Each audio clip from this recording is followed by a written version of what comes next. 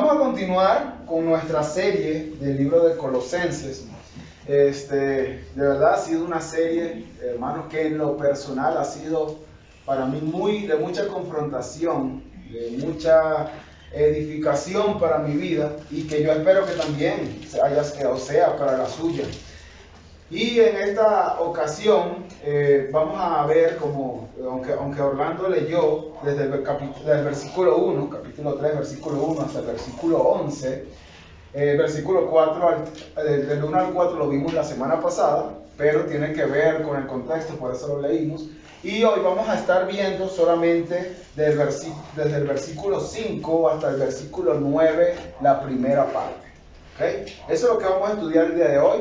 No quería tenerlo aquí por 3 horas, entonces es un párrafo completo, ¿okay? Es un párrafo completo desde el versículo 5 hasta el 11, pero vamos a hacer una división allí al párrafo y vamos a estudiar hoy desde el versículo 5 hasta el versículo 9. Yo me voy aunque ya Orlando lo leyó, me voy a permitir leerlo nuevamente, ahora específicamente del versículo 5 al versículo 9. Así que acompáñenme por favor allí con su vista. Si no tiene Biblia, aquí aparece en el televisor.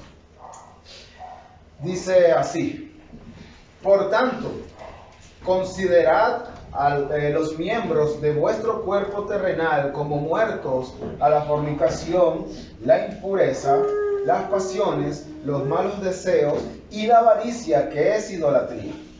Pues la ira de Dios vendrá sobre los hijos de desobediencia por causa de estas cosas, en las cuales vosotros también anduvisteis en otro tiempo, cuando vivíais en ella. Pero desechad también vosotros todas estas cosas: ira, enojo, malicia, maledicencia, lenguaje soez de vuestra boca.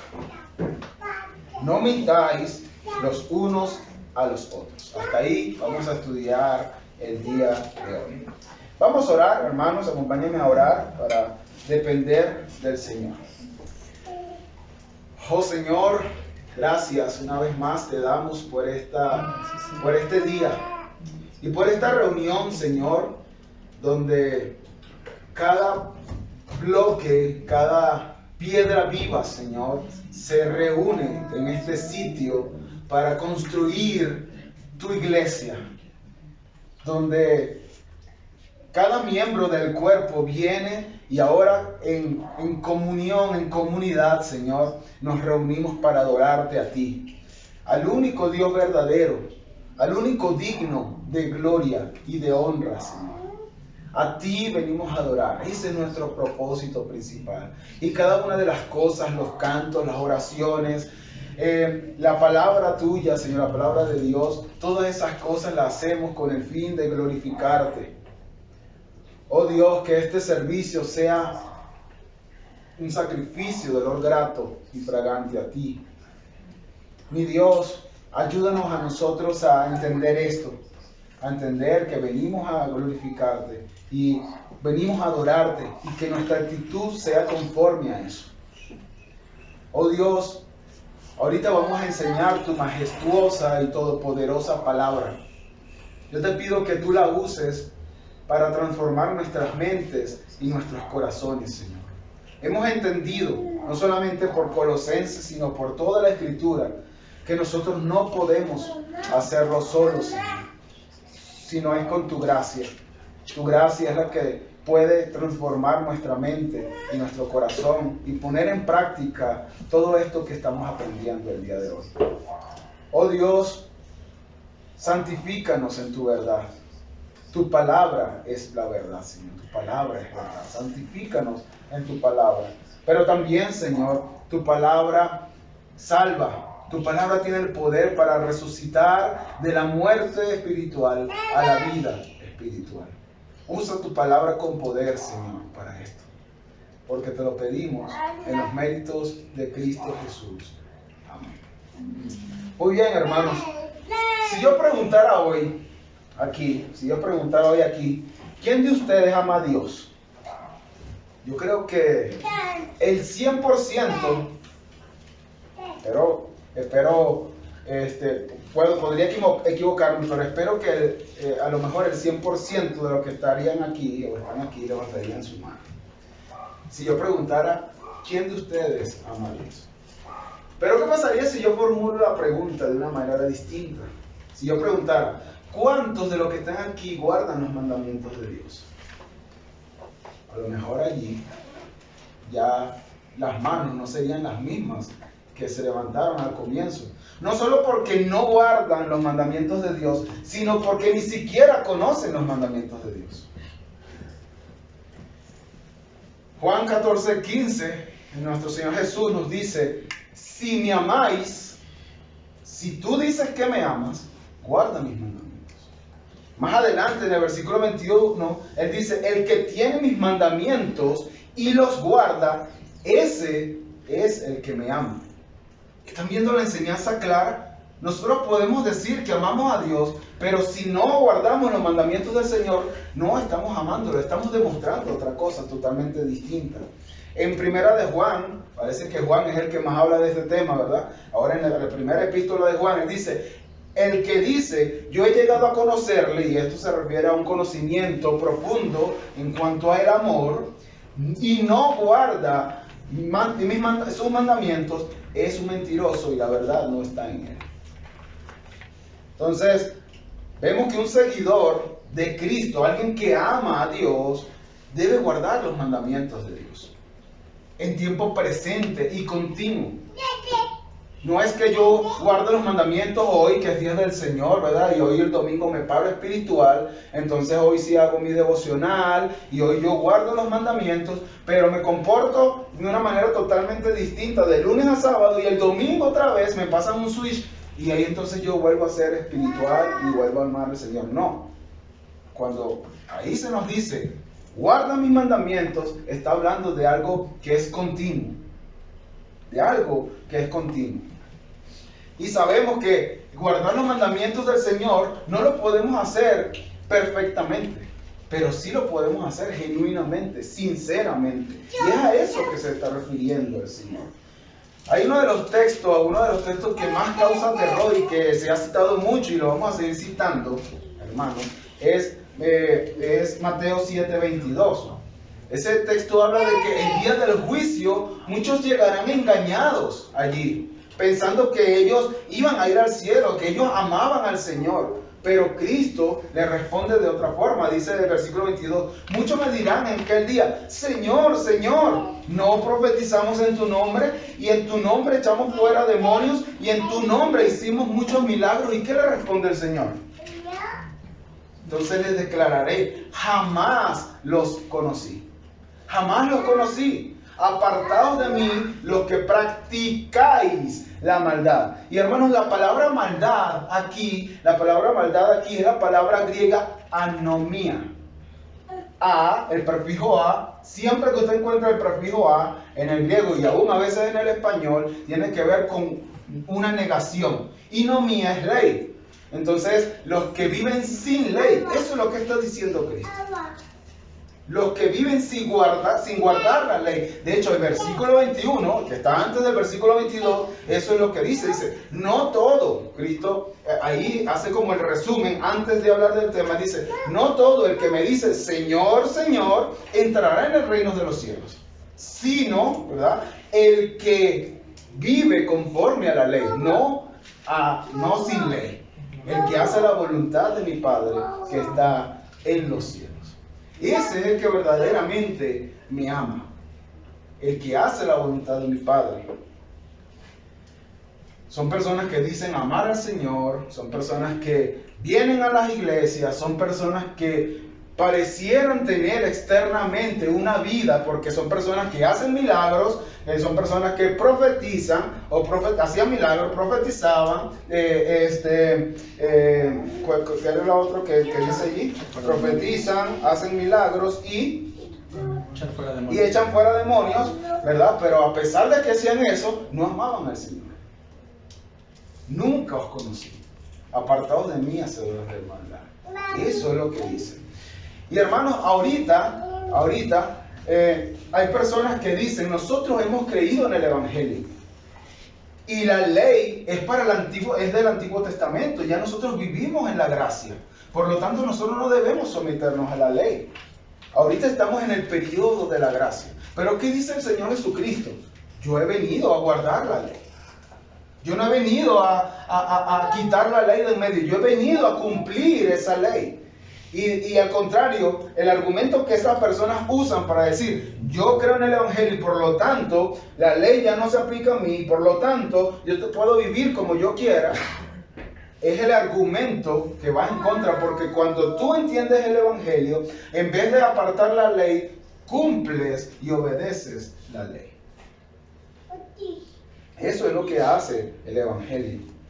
El Evangelio no nos exime de nuestra responsabilidad de obedecer la ley de Dios. El Evangelio más bien nos mueve y nos capacita. La ley por sí sola no hace nada, no hace esto. La ley, dice Gálatas, que es un ayo, es una guía que nos muestra, pero no puede capacitarnos para obedecerla. Al contrario, el que no obedece todos los puntos de la ley, esa persona es maldito, dice Gálatas.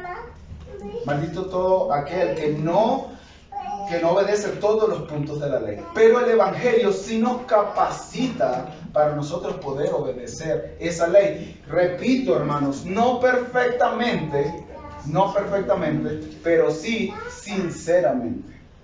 Sí, sinceramente. Nosotros entonces podríamos preguntarnos, ¿verdad? En cuanto a esto, ¿qué debemos hacer entonces si queremos vivir una vida de obediencia a Dios?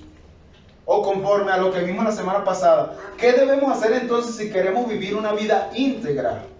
¿Recuerdan cómo se llamaba el mensaje la semana pasada? La vida íntegra del creyente. ¿Cómo nosotros debemos hacer, o qué debemos hacer, mejor dicho, para nosotros vivir una vida así? ¿Qué debemos hacer para crecer en nuestras vidas cristianas? ¿Qué debemos hacer si queremos ver cambios radicales en nuestra conducta? Bueno, esas preguntas son las que vamos a responder, o las que Pablo va a responder el día de hoy. En Colosenses capítulo 3, del versículo 5 al versículo 11, pero hoy estudiaremos hasta el 9a. La semana pasada, hermanos, vimos del versículo 1 al versículo 4, y el apóstol recuerden que lo mencionábamos la semana pasada, está tratando de proteger a la iglesia de Colosas.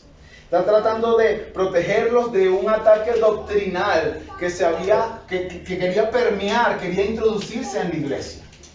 Estos falsos maestros estaban diciéndole a la iglesia de Colosas que su salvación era incompleta, que Cristo no era un salvador suficiente, que ellos necesitaban algunas otras cosas, que ellos necesitaban tal vez más reglas, ¿verdad? El legalismo, que ellos necesitaban tal vez más experiencias místicas, el misticismo, o que ellos necesitaban tal vez una vida de abstinencia, el ascetismo, como si la abstinencia por sí sola pudiese santificar, ¿verdad?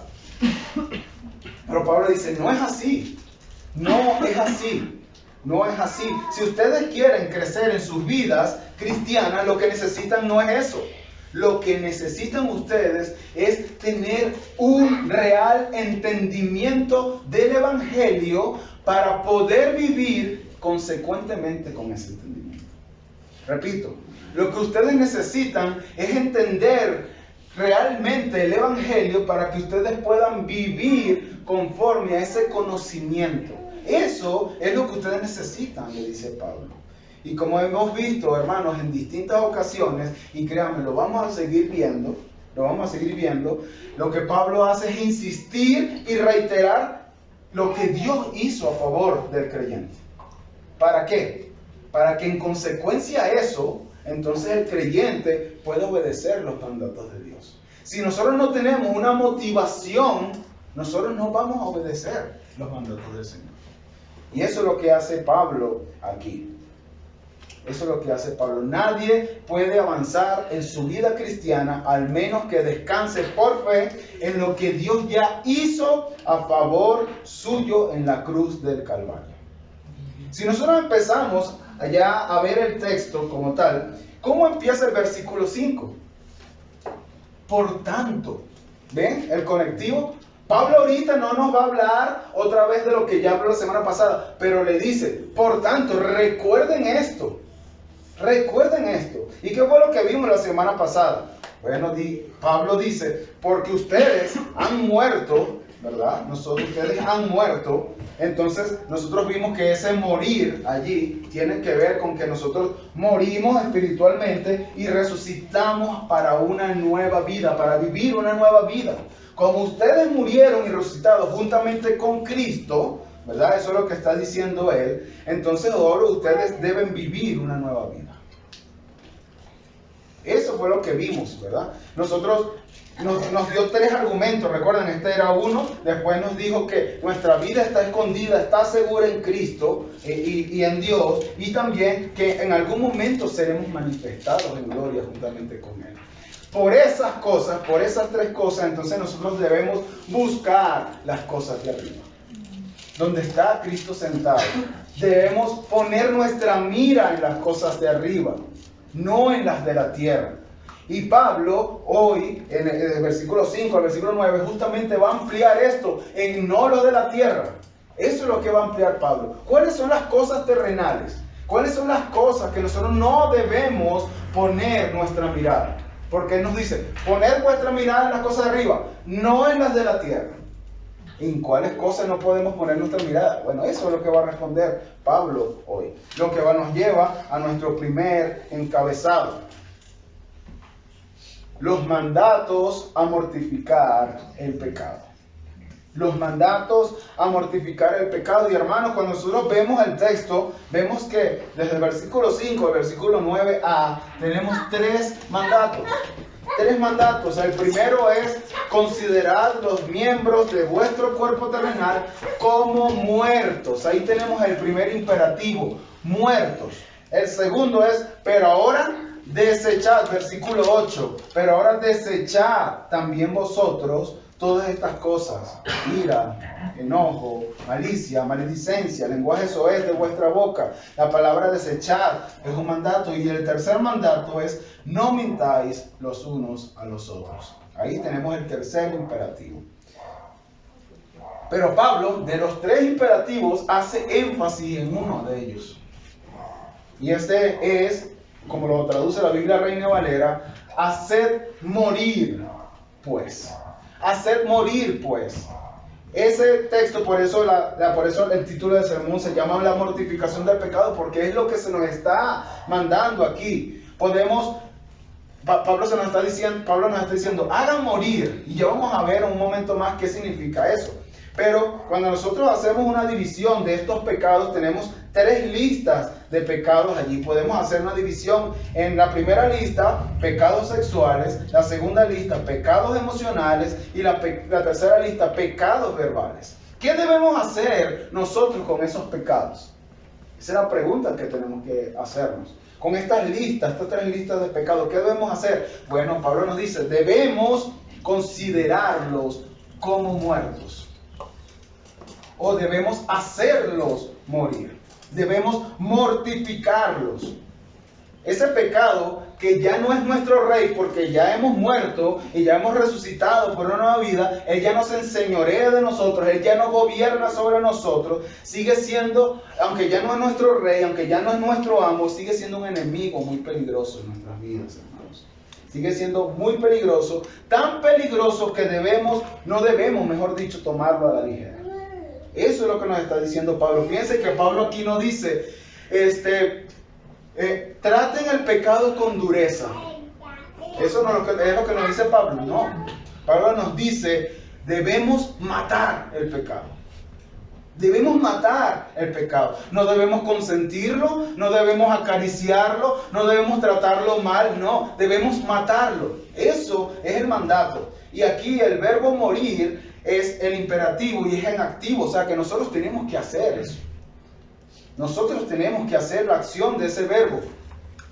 El verbo en griego, y hoy voy a citar algunas cosas en griego, no para que ustedes crean que yo sé, porque en realidad no sé de griego, sino porque las palabras nos ayudan a entender un poquito en español. La palabra griega aquí es necros. de donde viene la palabra necrosia en español. Y la palabra necrosia significa muerto.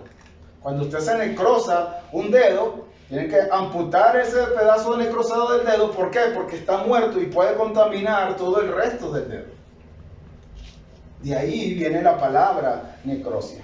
Una forma de traducir este verbo, que recuerden es un imperativo, o sea, es un mandato y está en activo, ¿verdad? Una forma de traducir ese verbo es: hagan morir completamente, con toda su fuerza, con todas sus fuerzas, maten al pecado de una vez y para siempre. Háganlo de una manera radical. Eso es lo que nos está mandando el apóstol Pablo. Destruir de una vez y para siempre el pecado. John Owen, en su libro La mortificación del pecado, habla acerca de este punto y hace una analogía o usa un lenguaje figurado para expresarnos cómo es esta muerte. Dice: imaginemos que se mata un animal. Matar a un animal significa quitar su fuerza, su poder y vida. ¿Con qué propósito, John Owen? Bueno, con el propósito es para que ya no pueda actuar y hacer lo que quiere. John Owen hace esta analogía, usa este lenguaje figurado con un animal. Cuando nosotros matamos a un animal, lo que nosotros estamos quitándole del animal es la fuerza, el poder y la vida. Entonces ese animal ya no va a poder no va a poder actuar ni poder hacer lo que él quiere. Si nosotros aplicáramos esto mismo al pecado, eso es lo que nosotros debemos hacer. Matarlo de tal forma que ya no pueda actuar y hacer lo que quiere sobre nosotros. Eso es lo que se nos está mandando hacer. Ahora, fíjense que la Biblia, las Américas, dice: considerad los miembros de vuestro cuerpo terrenal como muertos. ¿Por qué lo traduce así la Biblia de las Américas? ¿Por qué? Bueno, porque la palabra muerte tiene que ver justamente, o mejor dicho, la palabra muerte se expresa, la muerte del pecado se expresa, o ese pecado, mejor dicho, se expresa a través de los miembros de nuestro cuerpo. Aquí no está hablando de cosas literales, no está hablando de que nosotros nos matemos a nosotros mismos para entonces ya resucitar, ¿verdad? Como un cuerpo glorificado. No está hablando de eso, hermano. Tenemos que tener cuidado porque hay muchas personas que toman literalmente todas las cosas en la Escritura. Eso es más o menos lo que está enseñando Jesús en Mateo capítulo 5, versículo 29. Y dice: si tu ojo derecho te es ocasión de pecar, arráncalo y échalo fuera de ti, porque te es mejor que se pierda uno de tus miembros y no que todo tu cuerpo sea echado al infierno. Y si tu mano derecha te es ocasión de pecar, córtala y échala de ti, porque te es mejor que se pierda uno de tus miembros y no que todo tu cuerpo se vaya al infierno. Y usted ve por allí, y lo han hecho durante la historia de la iglesia, gente cortándose la mano y gente sacándose los ojos. Eso no es literal, hermano. Si nosotros ponemos un poco más de atención, ahí dice: si tu ojo derecho, ¿qué pasa con el izquierdo? Vas a seguir teniendo el mismo problema. Es más, si te sacan los dos ojos, ¿sabes qué va a pasar? Vas a seguir teniendo el mismo problema. Si te cortan las dos manos, vas a seguir teniendo el mismo problema. ¿Saben por qué? Porque el problema como tal no está en los miembros externos de nuestro cuerpo, sino en el interno, en nuestro corazón. Es allí lo que nosotros tenemos que matar. Y cuando nosotros luchamos con un pecado, no podemos derrotar el pecado porque nosotros estamos constantemente cortando las partes externas del pecado. Pero no vamos al corazón, que es de donde surgen todas estas cosas. No es literal, hermanos, no es literal. El punto de la analogía es este: elimina de tu vida, tanto como sea posible, todo lo que te pueda hacer caer. Elimina de tu vida tanto como sea posible, todo lo que te pueda hacer caer. Si se trata de un lugar, deja de ir. Si se trata de un lugar, deja de ir. Si se trata de una imagen, no la veas. Si se trata de una bebida, no la tomes. Si se trata de una canción, no la escuches. Si se trata de una persona, no te juntes con esa persona. Pero trata como sea posible, por todos los medios, el que trata de evitar eso que te va a hacer caer en pecado. John Owen, vuelvo a citarlo, esta es la última vez que voy a citar a John Owen, tiene un libro que se llama La mortificación del pecado, pero John Owen dice, la lección en cuanto a esto es muy sencilla. O matas el pecado, o el pecado te mata a ti. O matas el pecado, o el pecado te mata a ti, pero no podemos jugar con el pecado. Porque si empezamos a jugar con el pecado, créanme hermanos, el pecado nos va a matar. Jugará, ¿cómo dice Proverbios capítulo 6? Dice, ¿tendrá el hombre fuego en su seno sin que sus vestiduras ardan?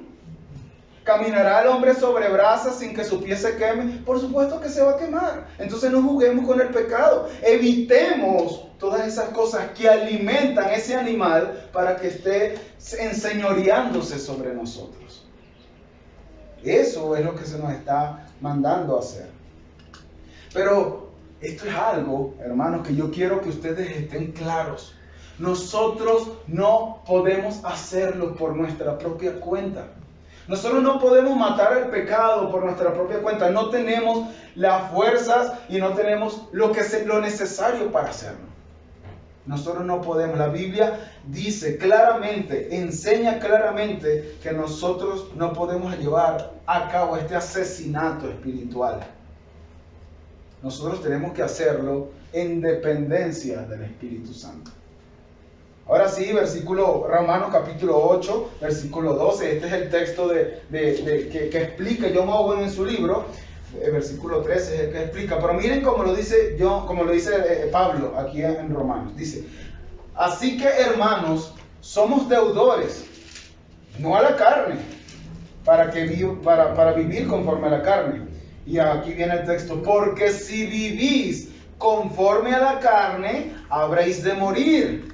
Pero, dice Pablo, si por el Espíritu hacéis morir las obras de la carne, viviréis. Pregunta, ¿quién debe hacer morir las obras de la carne? Tú, yo. Pero el texto, ese tú y ese yo, depende del Espíritu de Dios. Depende del Espíritu de Dios. O sea, hermanos, que si estoy siendo tentado, si esa tentación me atrae, no estoy siendo indiferente a eso, yo tengo ese conocimiento, ¿qué tengo que hacer? Todo lo puedo en Cristo que me fortalece. Yo voy a poder con esa tentación. No, hermanos. Al contrario, ir al Señor en oración. Señor, aquí está esta tentación. Yo entiendo que yo no puedo hacerlo solo, yo no puedo escapar de ella, yo no tengo la fuerza para escapar de esta tentación. Eso es depender del Espíritu. Yo no puedo hacerlo. Yo no puedo hacerlo solo. Y a lo mejor buscar la ayuda en algún hermano. Hermano, estoy siendo tentado para hacer esto. Por favor, ayúdame, ora por mí. Ven, visítame o voy yo para tu casa. Eso es no depender de tus propias fuerzas. Me recuerda a Pablo. Cuando tenía el aguijón, el Señor le mandó el aguijón y el Señor le dice, él oró 3 veces al Señor y el Señor le dijo, no te lo voy a quitar. Y lo sorprendente es lo que le dice, mi gracia te basta. Bástate en mi gracia, porque en tu debilidad, cuando tú reconoces que no puedes por ti mismo, mi poder se perfecciona. En el momento que nosotros creemos que nosotros podemos, hermanos, el Señor dice, no, estás siendo orgulloso. Crees que tú puedes hacerlo, pero no puedes hacerlo. Pero en tu debilidad, cuando tú reconoces que no puedes hacer nada para salvarte, para escapar de esa tentación, entonces el Señor ahí viene y te rescata con su mano. Eso es lo que hace. Jesús lo dice de otra forma, en Mateo 26:41, dice, velad, eso es, nosotros tenemos que estar atentos, tenemos que estar pendientes, nosotros tenemos que hacerlo, ¿verdad? Y orad, que es una acción que también vamos a hacer, pero ¿qué es la oración? Dependencia. Velad y orad. ¿Para qué? Para que no entréis en tentación. Ahí está. Nosotros hacemos, pero en dependencia del Espíritu. ¿Por qué? Porque el Espíritu está dispuesto, pero la carne es débil, hermanos. Entonces, el pecado, hermanos, entonces nosotros podríamos preguntarnos, ¿verdad? Podríamos estarnos preguntando, pero Pablo, ya nos has dicho que nosotros hemos muerto y hemos renacido y ahora el pecado ya nos enseñorea de nosotros. Entonces, ¿por qué es que yo tengo esta lucha contra el pecado? Entonces, le podemos hacernos dos preguntas más. ¿Está muerto ya ese viejo hombre? ¿O tengo que matarlo? Bueno, la respuesta a estas dos preguntas es sí. ¿Está muerto el viejo hombre? Sí. ¿Tengo que matarlo? También tengo que matarlo. Lo que pasa, hermano, es que nosotros estamos viviendo en lo que ya he repetido anteriormente, en el ya y en el todavía no. ¿Está muerto el hombre? Sí, ya está muerto. Pero, ¿tengo que matarlo? Sí, porque todavía no ha muerto completamente. Podríamos decirlo así para entenderlo un poco mejor. El pecado ya ha sido destronado. El pecado ya ha sido destronado, pero no ha sido derrotado completamente. Ya ha sido destronado, ya no es nuestro amo, pero no ha sido derrotado completamente. Con el nuevo nacimiento, el creyente ya no vive bajo el control del pecado, pero ese nuevo nacimiento no aniquila el pecado por completo. No aniquila el pecado por completo. ¿Qué es lo que hace el nuevo nacimiento? Produce un cambio radical en nuestra relación con el pecado. Eso es lo que hace el nuevo nacimiento. Así que, hermanos, esta lucha la tendremos ¿hasta cuándo? Versículo 4. ¿Recuerdan el versículo 4 lo que dice allí? Dice, hasta que Cristo, nuestra vida, sea glorificado y nosotros seamos glorificados con Él. Hasta ahí se va a acabar la lucha, lo veíamos la semana pasada. Allí ya no solamente el pecado ya dejó de ser entronizado en nuestra vida, sino que el pecado ya está derrotado por completo. Eso es lo que hizo Cristo, hermanos. Pero miren lo que nos dice Pedro en cuanto a esto. Primera de Pedro 2:11 dice, amados, os ruego como extranjeros y peregrinos que os abstengáis de las pasiones carnales que combaten contra el alma. Y esto da la imagen, fíjense, aquí no está, ¿dónde está Satanás en este texto? No está Satanás. Los deseos carnales que combaten contra el alma. Y esa palabra combatir allí da la idea de que estamos rodeados por un ejército enemigo. Nosotros tenemos que combatir. Es imposible derrotar ese ejército enemigo que nos tiene rodeados. Pero por la gracia del Señor, nosotros podemos hacerlo. Nosotros debemos combatir, debemos batallar, como diría Pablo, debemos mortificar, pero siempre en dependencia del Espíritu de Dios. Ahora, vamos a pasar a las listas, hermanos. Ya dijimos que habían 3 listas de pecados, y estas no son listas exhaustivas y tampoco vamos a profundizar en detalle en cada una de estas palabras. No es la intención, pero sí vamos a ver algunas, sobre todo algunas más que otras, dándole la importancia que cada una de ellas tiene o que Pablo les da. Entonces la primera lista son los pecados sexuales. Vayamos ahí a Colosenses capítulo 3 versículo 5, dice, por tanto considerad los miembros de vuestro cuerpo terrenal como muertos a la fornicación, la impureza, las pasiones, los malos deseos y la avaricia, que es idolatría. John MacArthur dice que hay una relación entre todos estos pecados. Dice, cito literalmente, dice, la fornicación es el acto que se origina en la impureza. La impureza nace en las pasiones desordenadas y de los malos deseos, que a su vez proceden de la avaricia, que es la raíz de todos los pecados. ¿Ven cómo tienen relación todos estos pecados? Ahora pasemos a ver la fornicación. La fornicación, voy a citar una vez más el griego, porque la palabra griega es porneia, y yo sé que a ustedes les suena, ¿verdad? Porneia, de donde viene la palabra pornografía en español, ¿verdad? Y eso significa una relación sexual ilícita o prohibida. Eso es lo que significa la palabra porneia. La relación sexual en sí es buena, pero cuando se hace conforme a los parámetros que Dios estableció, o sea, entre un hombre y una mujer y dentro del matrimonio. Todo lo que esté fuera de ese parámetro, hermano, es porneia. Todo lo que esté fuera de ese parámetro es porneia. Las relaciones sexuales entre unas personas del mismo sexo es porneia. Relaciones sexuales entre personas no casadas es porneia. Relaciones sexuales entre una persona casada y un soltero, eso es porneia. Y de ahí, hermano, todo lo que a usted se le ocurra es porneia, con tal que no esté conforme a lo que Dios ya estableció. Estamos llamados a mortificar ese pecado, hermanos. Y lamentablemente nosotros vivimos en un contexto que cada día se está pervirtiendo más. Se está pervirtiendo más. Y lo peor es que ya nos han persuadido tan sutilmente que nosotros ya estamos llegando a ver esas cosas como normales, hermano. En estos días escuchaba, y fue muy famoso, a lo mejor usted también lo escuchó, de una pareja, entre comillas, donde la mujer de la pareja era hombre, pero ella creía que era mujer. Y donde el hombre de la pareja era mujer, pero ella creía que era hombre. Lo peor es que, como es un hombre a la inversa y una mujer a la inversa, tuvieron hijos.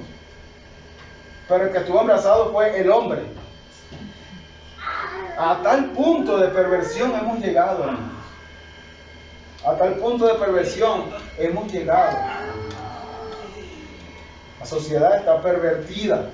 Pero miren lo que dice 1 Tesalonicenses capítulo 4, versículo 3, dice, miren lo que dice, porque esta es la voluntad de Dios. ¿Cuál es? Vuestra santificación.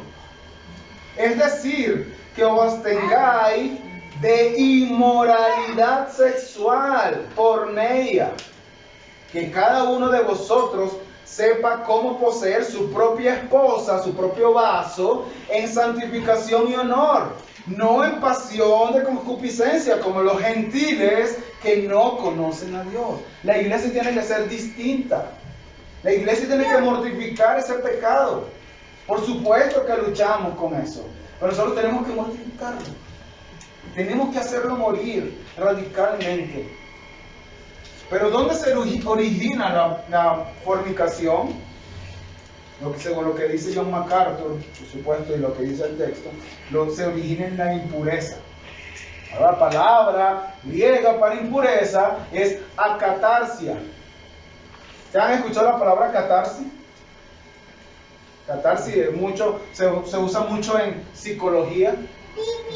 Vamos a tener una catarsis. Es cuando da la persona y se sienta y empieza a contarle todo al psicólogo, y el psicólogo supuestamente está limpiando a la persona solamente escuchando. Eso es una catarsis. Esa palabra es lo que significa limpieza, pureza. Pero aquí está catarsis. Entonces significa lo contrario, impureza, suciedad. Tiene que ver con los pensamientos impuros, con la suciedad moral, las intenciones del corazón. Y aquí ya se complica mucho más, hermanos. Porque miren lo que dice Mateo capítulo 5, versículo 27. Dice, habéis oído que se dijo, no cometerás adulterio. Pero yo os digo que todo el que mire a una mujer para codiciarla, cometió adulterio con ella en su corazón. Tiene que ver con la intención del corazón, hermano. A lo mejor no llevamos a cabo el pecado en el sentido de la práctica, pero ya hemos pecado en nuestro corazón. Tiene que ver con la intención. Una mujer o un hombre que hace esto, peca contra Dios por la intención que tiene. Yo le voy a hacer una pregunta. ¿Quién es más ladrón? ¿El que roba $1 o el que roba $1 millón? Igual. Los dos. Porque lo que cuenta es la intención del corazón. Y si tú robas $1 y robas $1.000.000, la intención es exactamente la misma. Estás robando y estás quebrantando el mandamiento de Dios, por lo tanto, eres merecedor del mismo castigo delante del Señor. Entonces, tenemos que tener cuidado con eso, hermanos, y no dejarnos nosotros persuadir por este pecado, sino matarlo, ¿verdad? Seguimos con nuestra lista. Después vienen las pasiones y los malos deseos, ¿verdad?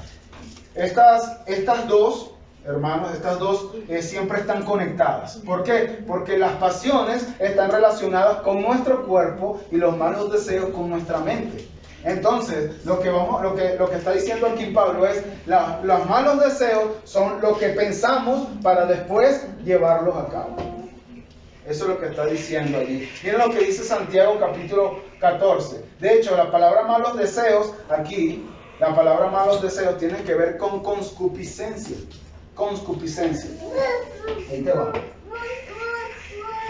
Con concupiscencia, ¿verdad? Entonces, miren lo que dice Santiago 1:14, dice, sino que cada uno es tentado cuando de su propia concupiscencia, sus malos deseos, es atraído y seducido.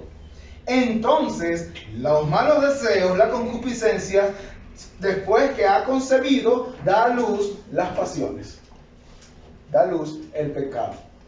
Nosotros no vamos a llevar a cabo un pecado si primero no pasa por nuestra mente. No lo vamos a llevar. Siempre primero pasa por nuestra mente, lo maquinamos y entonces después ya actuamos conforme a este pensamiento que ya tuvimos. Así que debemos matar esos malos deseos, hermanos. ¿Cómo lo hacemos? ¿Cómo trabajamos en nuestra mente para que eso no se lleve a cabo? ¿Qué dice la Escritura? Nosotros tenemos que matar a esos pensamientos con otros pensamientos. Dice Pablo a los Corintios, llevando todo pensamiento cautivo a la obediencia en Cristo Jesús. O lo dice a los Filipenses, todo lo amable, todo lo bueno, todo lo justo, si hay virtud alguna, ¿en eso qué? En eso pensar, en eso meditar. Martín Lutero, y lo he dicho en otras ocasiones, dice, es imposible que nosotros, que los pájaros vuelen, evitar que los pájaros vuelen sobre nuestra cabeza, pero sí es posible que evitar que hagan nido sobre nuestra cabeza y se posen allí, ¿verdad? Para siempre, en cuanto a los pensamientos. ¿Podemos evitar que venga un mal pensamiento? No podemos evitarlo, pero lo que sí podemos evitar, lo que sí podemos hacer es llevar ese pensamiento cautivo a la obediencia en Cristo Jesús, como reprendiéndolo. ¡Te vas ahora! ¡Fuera de mí! No, hermanos, no es eso. Es pensando otra cosa que suplante ese pensamiento. Y por supuesto, todo eso tiene que ser la palabra de Dios. Por eso, en el versículo 16, si mal no recuerdo, sí, en el versículo 16 dice, que la palabra de Cristo habite en abundancia en vosotros. ¿Ven? Eso es lo que tenemos que hacer. Es que mis malos pensamientos, por supuesto, estás todo el día pensando cualquier cosa que no es la palabra de Dios. ¿Cuáles van a ser tus acciones?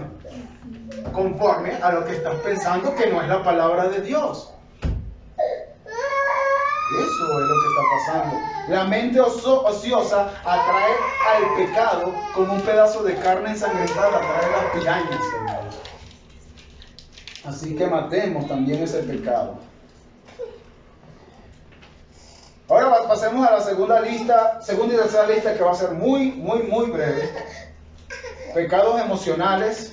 Aquí incluimos la ira, el enojo y la malicia. Eso lo podemos encontrar en el versículo 8. Pero ahora, desechad, aquí está el segundo mandato.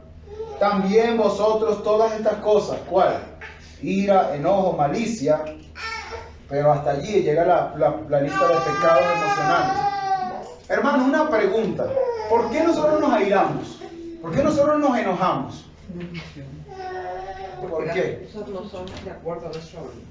Porque nosotros no nos airamos, nosotros nos airamos y nos enojamos cuando nos irrespetan o creemos que nos están irrespetando. Pregúntese a una persona que está manejando y se le mete una persona así.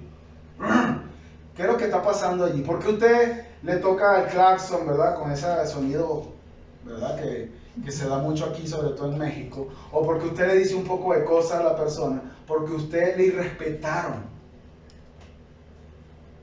Eso es lo que hace. Alguien decía que la ira y el enojo es la alarma de Dios puesta en nuestros corazones para ver que algo nos está importando más de la cuenta. Entonces nosotros nos enojamos, la mayoría de las veces nos enojamos porque nos sentimos irrespetados. Cuando usted está en su cola, en su fila del banco y se mete por allá uno, ¿por qué usted se molesta? O cuando llega a un restaurante y tiene ya tiempo esperando y llega uno y lo atienden de una vez, ¿por qué se molesta? Porque lo están irrespetando. Pero nosotros entendemos, hermanos, que nos están irrespetando ¿cómo lo diría? Están irrespetando mi persona, pues. Entonces, allí es donde está el punto. Nosotros estamos dándole más importancia, nos estamos dando más importancia de lo que nosotros tenemos, hermano. Cuando nosotros entendemos el Evangelio, nosotros entendemos que nosotros no somos nada sin la gracia de Cristo. Entonces, cuando usted se enoja, usted analice, ¿a qué le estoy dando importancia? Que a tal punto de que yo me airo, a tal punto de que yo me molesto, que yo me enojo, que cambia mi ánimo. Y Pablo incluye dentro de esta lista la malicia, porque ¿cómo reaccionamos después después que nosotros pensamos es que nos irrespetaron? ¿Cómo reaccionamos? Respondiendo. Se sale la malicia de nuestro corazón, sale la maldad de nuestro corazón. Debemos mortificar también, hermanos, o en este caso, desechar, dice también Pablo, este pecado. Pero al final, ya concluyendo la lista, habla de pecados verbales. Dice maledicencia, lenguaje soez, de vuestra boca. Estos dos pecados como tal vamos a separar, aunque son dentro de la misma lista, vamos a separarlo de la mentira, porque la mentira tiene algo específico. ¿Qué quiere decir esto? Bueno, estos dos pecados tienen que ver con herir a las personas a través de palabras. Mateo capítulo 5, versículo 22 nos dice: pero yo os digo que cualquiera que se enoje contra su hermano será culpable del juicio, y cualquiera que diga necio, ahí está la palabra, necio, a su hermano será culpable ante el concilio, y cualquiera que diga fatuo, esto es tonto, estúpido, quedará expuesto al infierno de fuego. Esas son las cosas que nosotros tenemos que evitar, hermanos. Tenemos que evitar. ¿Y saben qué? Lo que dice más adelante en Mateo 12:36 dice: mas yo os digo que de toda palabra ociosa que hablen los hombres, de ellas darán cuenta en el día del juicio. Nuestras palabras, hermanos, son muy importantes. Lo que nosotros decimos con nuestra boca es muy importante. Y yo aquí, la verdad, hermanos, que peco muchas veces. Soy de muy fácil hablar. Digo muchas cosas que después digo y ofendo. Y nosotros tenemos que desechar, tenemos que mortificar también estos pecados. Pero Pablo concluye la lista de estos pecados que tienen que ver con la parte verbal, ¿verdad? Con no mintáis los unos a los otros. Hace rato, cuando estábamos en la escuela bíblica, hermano, nosotros hablábamos de que cuando Dios salva a un pecador, no lo salva para estar aislado. Cuando Dios salva a un pecador, lo salva para que esté dentro de un cuerpo. Si nosotros vamos al versículo 11, Colosenses capítulo 3, versículo 11, miren lo que nos dice.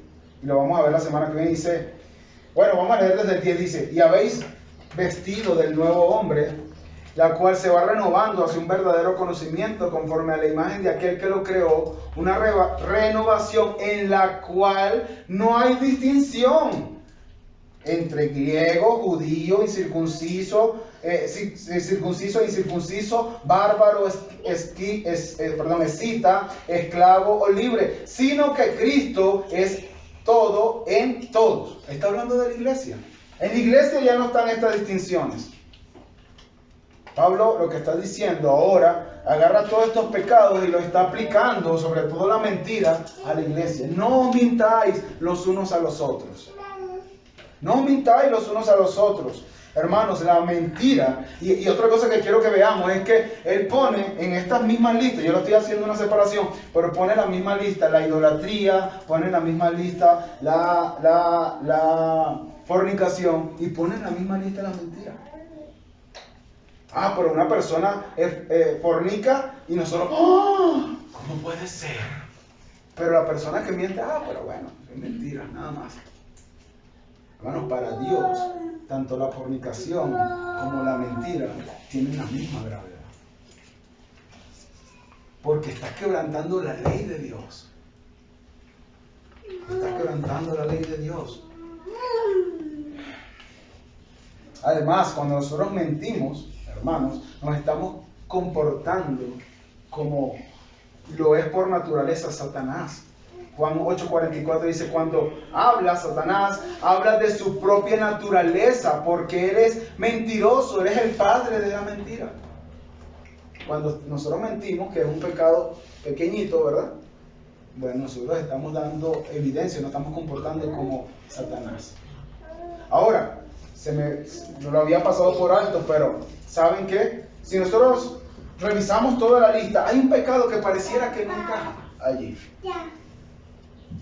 ¿Qué pecado será ese? La avaricia. ¿Qué tiene que ver la avaricia con todo esto? ¿Qué tiene que ver la avaricia con todo esto, hermano? Bueno, la avaricia es cuando yo quiero más. Y quiero más. Y quiero más. Y quiero más de algo.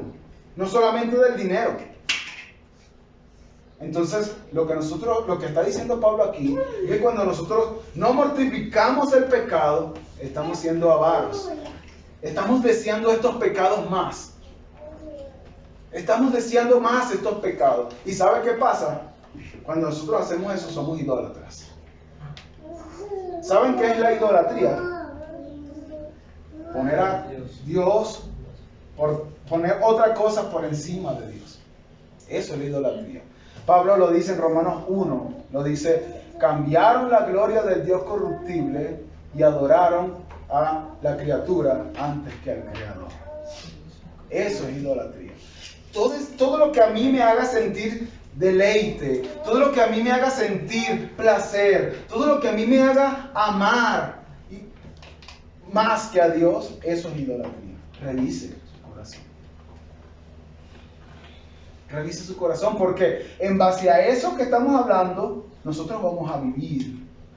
Por eso es que nosotros no leemos la Biblia, porque no estamos amando a Dios. Por eso es que nosotros no nos congregamos un domingo muchas veces, porque no amamos a Dios, estamos idolatrando otras cosas antes que a Dios. Porque si nuestro Dios fuese la prioridad, hermano, entonces nosotros actuaríamos como tal. Pero Pablo nos da dos razones, ya terminamos con esto, para mortificar el pecado. La primera, versículo 6, pues la ira de Dios vendrá sobre los hijos de desobediencia por causa de estas cosas. La primera razón para mortificar el pecado es que la ira de Dios vendrá sobre los hijos de desobediencia. Estas cosas son las cosas que venimos hablando, ¿verdad? Que acabamos de ver. Y hermanos, la ira vendrá sobre esos hijos, no de Dios, sino ahora hablando de un hijo y un padre terrenal desobediente, que no obedece a su padre. Muchos podrían decir aquí, pero ¿cómo es que Dios se va a irar contra el pecador si Él es un Dios de amor? Pues sí, Él es un Dios de amor, pero la enseñanza del atributo, de la perfección de la ira de Dios es clara, hermano, en la enseñanza. De hecho, porque Él ama, Él se aira contra el impío. Porque nosotros nos airamos cuando algo nos importa. Cuando hay una injusticia acerca de otra cosa, ahí nosotros nos airamos. Miren lo que dice Salmo 7:11, dice, Dios es un juez justo y Dios está irado contra el impío todos los días. La ira de Dios es la santidad de Dios actuando contra el pecado. Y fíjense lo que dice el texto, la ira de Dios vendrá, habla como en futuro. Y aquí podemos aplicar el mismo principio. Viene en el futuro la ira de Dios, sí, pero también está en el presente. Ya Dios está irado contra ellos. Miren lo que dice Juan 3:18, el que cree en Él no es condenado, pero el que no cree ya ha sido condenado, ahorita y ya, en el ahora. ¿Cómo derrama Dios ahorita su ira sobre el pecador? Romanos capítulo 1 nos dice cómo lo hace. Miren cómo lo hace. Capítulo 1, versículo 18 dice, porque la ira de Dios se revela desde el cielo contra toda impiedad e injusticia de los hombres que detienen o que restringen con injusticia la verdad. Versículo 21, aunque conocían a Dios, va a explicar esto, versículo 18 lo va a explicar, pues aunque conocían a Dios, no le honraron como a Dios ni le dieron gracias, sino que se hicieron vanos en sus razonamientos y su necio corazón fue entenebrecido, profesando ser sabios, se hicieron necios y cambiaron la gloria del Dios incorruptible por imagen en forma de hombre corruptible, de aves, de cuadrúpedos y de reptiles. Versículo 24. Como los hombres hicieron esto, viene la ira de Dios. Versículo 24 dice, por consiguiente, Dios los entregó a la impureza en la lujuria de sus corazones, de modo que ellos deshonraron entre sí sus propios cuerpos. ¿Qué es lo que está haciendo aquí? A causa de la desobediencia del hombre y del amor que tiene el hombre por su pecado, Dios dice, bueno, ¿te gusta el pecado? Anda y peca más. Yo no estoy haciendo nada, anda tú y peca más. Retira su gracia común y entonces va y peca más. Y la gracia común es esa gracia que Dios da a sus hijos y a los que no son sus hijos también. Hace salir el sol sobre justos y sobre injustos. Por causa del odio y la desobediencia del pecador hacia Dios, Dios se manifiesta en ellos para con ira. ¿Quieren vivir pecando? Dice Dios. Adelante. Entonces, hermanos, esto es una fuerte razón para nosotros matar el pecado. La ira de Dios se manifiesta. Se está manifestando actualmente y se manifestará también en un futuro. Romanos capítulo 2, versículo 5 dice, mas por causa de tu terquedad y tu corazón no arrepentido, estás acumulando para ti, ira para ti, en el día de la ira y de la revelación del justo juicio de Dios. Ahí vemos, llegará un día donde toda esa ira que se está acumulando será derramada sobre el pecado. Entonces nosotros, esto es un fuerte motivo para nosotros mortificar el pecado. Y el segundo y último motivo es, el pecado es parte del pasado. Versículo 7, en las cuales vosotros también anduvisteis en otro tiempo cuando vivíais en ellas. Anduvisteis indica constantemente, practicábamos el pecado, pero vean cómo los tiempos de esos verbos están en pasado. Está hablando con la iglesia de Colosas, dice, ustedes anduvieron en el pasado, en otro tiempo, cuando vivíais en ellas. Ya ustedes no viven así. Ustedes en el pasado vivían así. Vivían practicando estas cosas, pero ya no. Ustedes ya nacieron de nuevo. Ustedes ya murieron y resucitaron. Entonces ya no tienen por qué vivir así. Ya no tienen por qué vivir así. Lucha con todas tus fuerzas, por todos los medios contra el pecado, o el pecado te va a matar. Ahora, hermano, yo te animo que tú mortifiques el pecado. Que tú entiendas que tú no puedes derrotar, tú no puedes matar ese pecado por tu propia fuerza, sin independencia del Señor. ¿Qué podemos hacer? Una forma más aplicativa. Reconocer cuáles son nuestros pecados. Cuando nosotros decimos, ¿por qué peca esa persona? Bueno, porque el corazón, ¿no? Pero ¿cuáles son, como tal, los pecados con los que nosotros luchamos? ¿Usted alguna vez ha puesto una lista y dicho, bueno, mi pecado es este, mi pecado es este, mi pecado es este, estos son los pecados que yo reconozco? ¿Y ha orado por esos pecados? O usted no hace esa lista porque usted dice, bueno, yo en realidad no tengo pecado. Yo la verdad no peco. Sería muy bueno, sería una práctica muy buena. Bueno, estos son mis pecados. Ahora, Señor, ayúdame a mortificar estos pecados. Hermano, mira, estoy luchando con estos pecados. Ayúdame a orar. Pregúntame, ¿cómo estoy yo? Si estoy mortificando el pecado, si estoy luchando. Eso es, por eso es un cuerpo. Y eso lo vamos a ver la semana que viene. Entonces nosotros tenemos que poner en práctica esto, hermanos. ¿Saben por qué? Porque cuando nosotros mortificamos el pecado, nosotros estamos dando evidencia de ser ciudadanos celestiales. Amén. Pero cuando nosotros no mortificamos el pecado, sino al contrario, ¿cómo es la palabra? Somos avaros con esto y queremos más, y queremos más, y queremos más. Estamos siendo idólatras y estamos demostrando que amamos más el pecado que nuestro Dios. ¿Sí? Mi oración, hermanos, y yo les pido también que ustedes oren mucho por mí, es que nosotros podamos mortificar el pecado para dar evidencia de que somos ciudadanos del reino de los cielos. Vamos a orar. Oh Dios, te damos muchas gracias, Padre. Hoy es un tema difícil para nosotros, Señor, porque mientras estamos de este lado de la eternidad, Padre Santo, vamos a seguir teniendo esta lucha que la verdad quisiéramos que se acabara ya en contra del pecado. Oh Dios, pero ayúdanos a luchar, ayúdanos a pelear, ayúdanos a mortificar, Señor, el pecado. Entender que es una lucha ardua, es una lucha que si depende de nosotros estamos vencidos, pero nosotros no dependemos de nuestros caballos ni de nuestras espadas, sino del Espíritu de Dios que mora en nosotros. De eso es que nosotros dependemos, de tu Santo Espíritu, Señor, y Él tiene todo el poder para mortificar nuestros pecados y para librarnos de caer en tentación. Y hasta que nosotros no entendamos, Señor, y eso es algo que quiero pedirte, que nos ayude a entender que nosotros no podemos, solos no podemos, entonces nosotros no vamos a poder salir de estos pecados, Señor.